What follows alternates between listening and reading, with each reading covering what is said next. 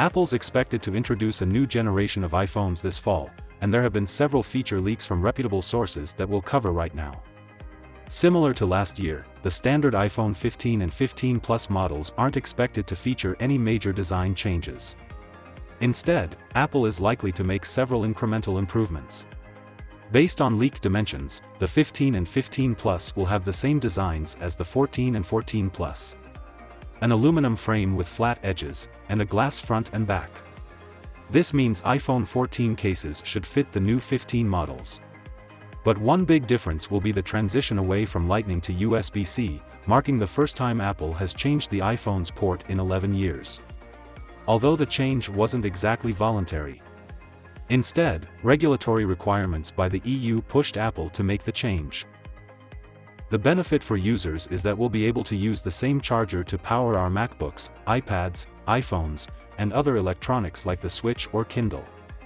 And thanks to Apple lowering the cost of the Dynamic Island module, it will now be included in the entry-level 15 and 15 Plus models instead of being exclusive to the Pro and Pro Max. And like the 14 Pro, the 15 will feature an A16 chip, putting its performance on par with last year's iPhone Pro models. And thanks to a more power-efficient OLED display driver chip built on a 28nm process, all the new 15 models are expected to have even better battery life than last year. And just like every other generation, there will be new color options for the 15 and 15 Plus.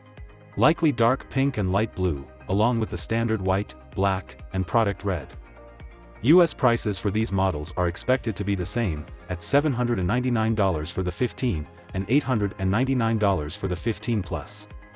Next is the 15 Pro and Pro Max.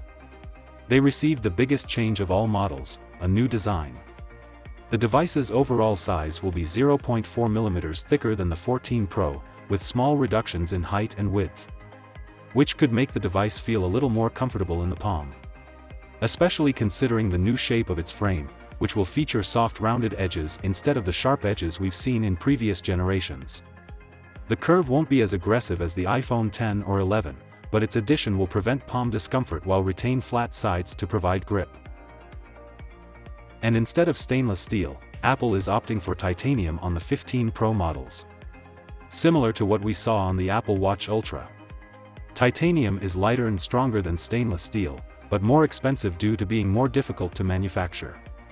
We know the material will likely be used in the 15 Pro's frame, but we don't know if it'll extend to the back. Many suggest it isn't likely since a full metal chassis would make it difficult for antenna and radio signals to pass through, so the 15 Pros could still have a glass back like the standard models. But even so, the use of titanium should reduce the device's overall weight by 8 to 12%, which would be especially helpful for the larger Pro Max model. And while the Dynamic Island and display will remain unchanged, its bezel will become even thinner. Currently, the 14 Pro models have bezels that measure 2.17mm. But the 15 Pros will reduce this by 28%, measuring just 1.55mm thick. That would set a new record for smartphone bezel thinness. On the sides, you'll find completely new solid-state volume, power, and action buttons, which will use tap-tick engines to simulate clicks without the buttons actually moving. Similar to the effect Apple uses on their MacBook's solid-state trackpads. What used to be separate volume buttons will likely be combined into one longer button, with the volume changing direction depending on where you press. But the big change comes to the mute switch, which will be replaced by an action button, something we've already seen on the Apple Watch Ultra. The button will be customizable with a variety of actions like mute and unmute, opening the camera, turning on the flashlight, activating Do Not Disturb, locking the screen orientation, and more. This new solid-state button layout will likely increase water and dust resistance and improve durability. And for the first time in several generations, Apple will add a feature exclusive to the most expensive Pro Max model. It'll be a periscope lens system that will deliver 6x optical zoom compared to the 15 Pro's 3x zoom. The reason it'll only be on the larger Pro Max is because of the extra space a periscope lens system takes inside the device. The Pro models are expected to feature a new A17 chip, which will be Apple's first one built on a 3nm process, improving processing performance by 10 to 15% while reducing power consumption by up to 30%. The SIM tray could be removed in additional countries like France, Germany, Italy, Spain, Portugal, and the UK.